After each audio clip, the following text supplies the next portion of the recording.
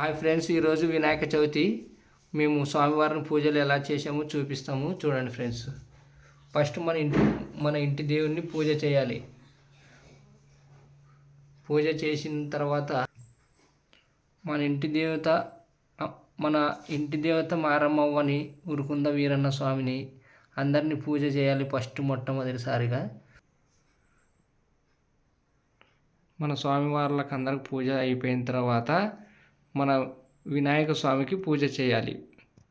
ఇప్పుడు మా ఇంట్లో 2024లో స్వామివారిని ఈ సంవత్సరం కూడా కూసబెట్టినాము.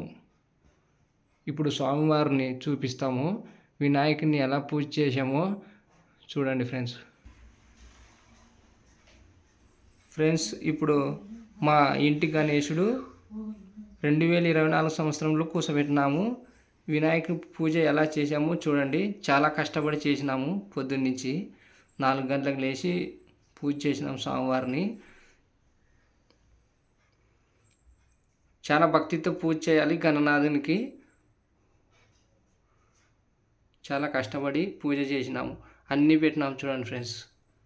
పండ్లు, మొక్కజొన్న కంకులు, అరటి పండ్లు, సీతారామ పండ్లు,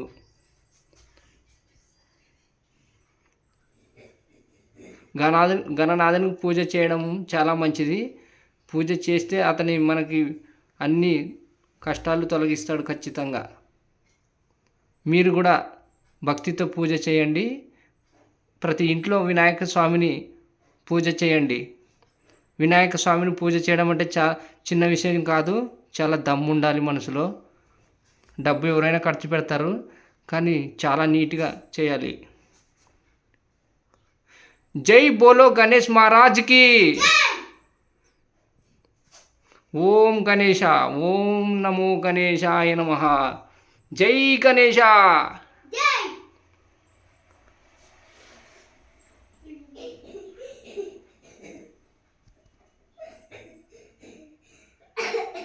స్వామివారిని పూజ ఎలా చేసామో చూడండి. కుడుములు అన్నీ పెట్టాలి. ఈరోజే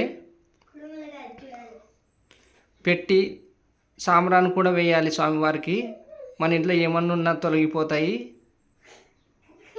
చాలా నీట్గా చేయాలి స్వామివారిని. అంటే చాలా నీట్గా భక్తితో చేయాలి. చేసామా ఉన్నామా అనేది కాదు ఫ్రెండ్స్.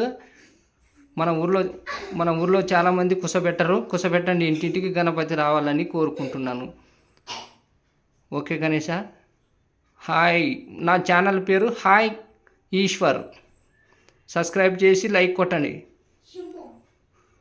స్వామివారి ఎలా ఉన్నాడో కామెంట్ చేయండి. ఖచ్చితంగా షేర్ చేయండి చాలామందికి.